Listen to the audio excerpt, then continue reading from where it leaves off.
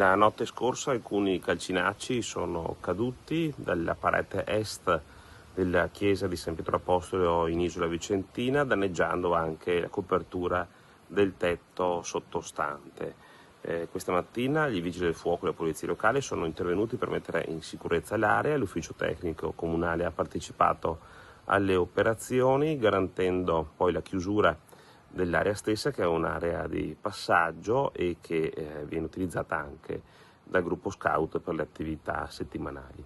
Naturalmente questo è un effetto dei eventi climatici che si sono tenuti nei giorni scorsi, che sono avvenuti nei giorni scorsi e che hanno provocato anche altri problemi nel territorio, come alcune allagamenti in alcune zone residenziali, soprattutto di Castelnovo, con preoccupazione, e allagamenti anche di alcuni scantinati. Una situazione sempre più esigente di soluzioni che dovranno essere affrontate sempre con maggiore urgenza nei prossimi mesi.